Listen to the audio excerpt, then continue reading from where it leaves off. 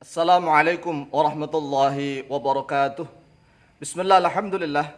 Wassalatu wassalamu ala rasulillah wa ala alihi wa sahbihi wa mawalah. Wala hawla wala quwata illa billah amma ba'd. Saudaraku kaum muslimin wal muslimat rahimakumullah, melanjutkan kajian kitab Aqidatul Awam, akan membahas tentang bait syair yang kelima dan yang keenam. Bismillahirrahmanirrahim. Bismillahi, dengan nama Allah Ar-Rahmani yang maha pengasih, Ar-Rahmani Ar-Rahimi yang maha penyayang. Dua syair kita lakukan. Wa ba'du fa'lam bi wujubil ma'rifah min wajibin lillahi 'ishrina sifah. Fallahu mawjudun qadimun baqi mukhalifun lil khalqi bil itlaqi. Saya ulang. Wa ba'du fa'lam bi wujubil ma'rifah min wajibin lillahi 'ishrina sifah. Fallahu mawjudun qadimun baqi mukhalifun lil khalqi bil itlaqi. Wa ba'du, dan setelah itu, setelah basmalah, hamdalah dan sholawat, ya, fa'lam, maka ketahuilah oleh kamu atau oleh engkau. Di sini ada fa'ilnya. Biwujubil ma'rifati, pada wajibnya pengenalan atau pengetahuan. Wujubnya pengenalan atau pengetahuan. Min wajibin, dari yang wajib. Lillahi, bagi Allah. Sifat-sifat wajib bagi Allah. Ishrina, pada 20. Menjadi maf'ul bihnya fa'lam, sifatan berupa sifatnya. Syair yang keenam, fallahu, maka bermula Allah, mawjudun, yaitu ada, mawjud, maf'ul, ini maf'ulun. Nanti akan saya terangkan kenapa menggunakan mawjudun, enggak wujudun gitu ya. Qadimun, yaitu yang terdahulu, ini fa'il. Baqi, yaitu yang kekal. Mukhalifun, yaitu yang berbeda, lil khalqi, bagi makhluk. Khalqun itu masdar tapi bermakna makhluk.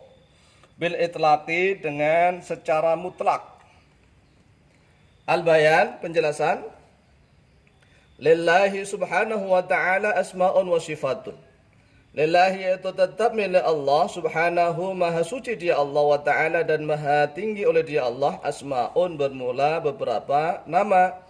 Wasifatun, dan bermula beberapa sifat. Ini keterangan dari saya untuk menjelaskan tentang dua bait syair ini. Ya, dari Allah Subhanahu wa taala itu memiliki beberapa nama, asma, dan beberapa sifat.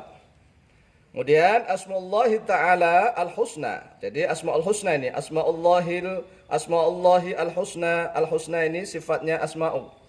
Beberapa nama Allah al-husna yang baik. Adatul asma'il husna, bermula jumlah nama-nama Allah yang baik, aktsaru, yaitu lebih banyak, min tis'atin, daripada 9 wa tis'ina, dan 90 isman, berupa nama. Jadi yang perlu diingat adalah nama-nama Allah itu lebih banyak daripada 99. Jadi kalau redaksi dalam Imam Bukhari itu kan innalillahi tis'atan wa tis'ina isman, ya, mi'atun illa wahidatan man ahsuha dakhlal jannah. Itu redaksinya, tetapi kalau tambahannya menyebut nama-nama itu adalah riwayat Imam At-Tirmidzi. Lah, riwayat Imam Tirmidzi yang menyebut 99 itu secara terperinci itu berbeda dengan riwayat Ibnu Najah. Jadi para ulama Ahlussunnah wal Jamaah mengatakan nama atau asmaul husna itu tidak hanya 99, ya, lebih dari itu. Al-Qur'an banyak dalam Al-Qur'an. Oleh sebab itu, sekali lagi yang perlu ditegaskan kepada anak-anak adalah al-asmaul husna yang diriwayatkan oleh satu imam, yaitu Imam Tirmidzi, memang 99, tetapi redaksinya nanti berbeda dengan riwayat Ibnu Majah. Nanti kalau bagi anak-anak kan bingung, siapa itu Imam Tirmidzi, siapa Ibnu Majah. Jadi nggak usah, perlu dikasih tahu saja bahwa al-asmaul husna itu yang perlu dihafal kalau bisa, man ahsaha dakhalal jannah, itu yang 99 yang riwayat Imam Tirmidzi. Tetapi ingat bahwa asmaul husna itu lebih daripada 99. Kemudian lanjut, sifatullahi al-udma. Jadi kalau asmaullahi al-husna, sifatullahi al-udma, yang agung. sifat-sifat Allah yang agung. Di dalam i'tiqad Ahlussunnah wal Jamaah itu ada rumus al-itsbat wan nafyu.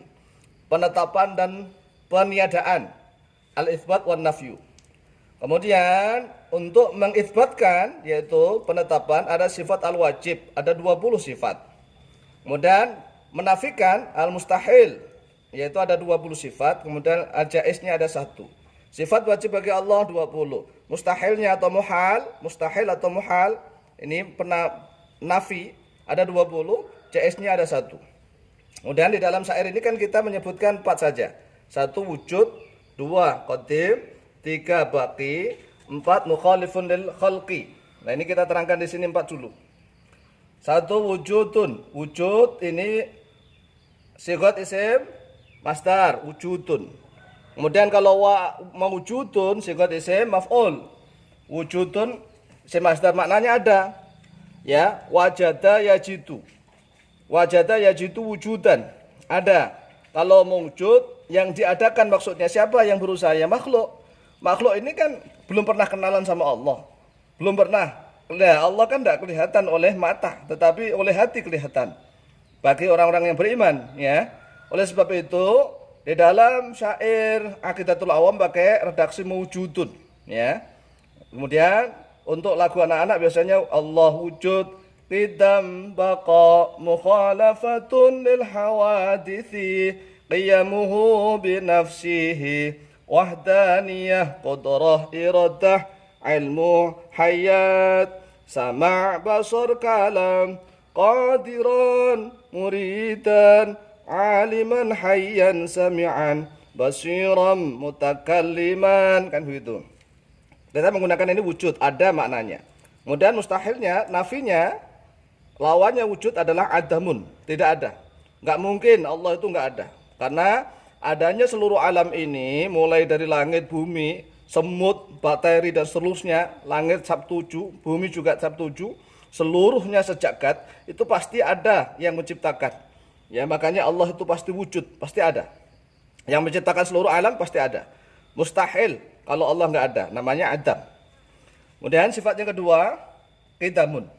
Terdahulu. Di sini menggunakan fa'ilun qadim. Nah, qadimun.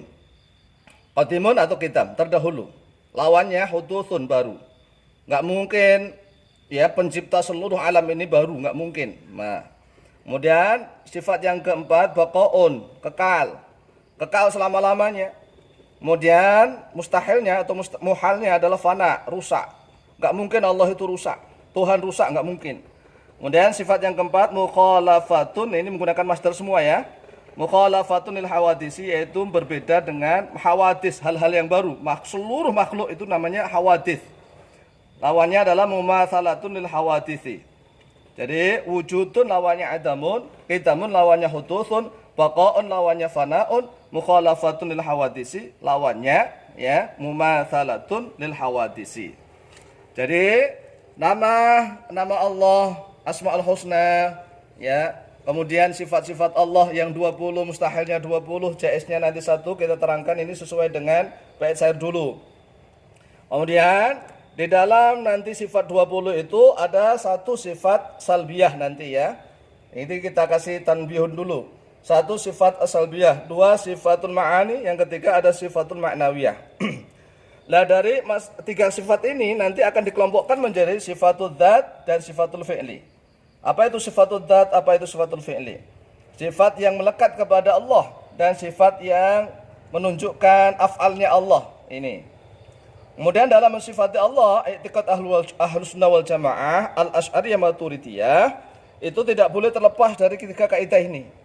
Harus Allah memiliki sifat harus al-kamal, al-kamaliyah.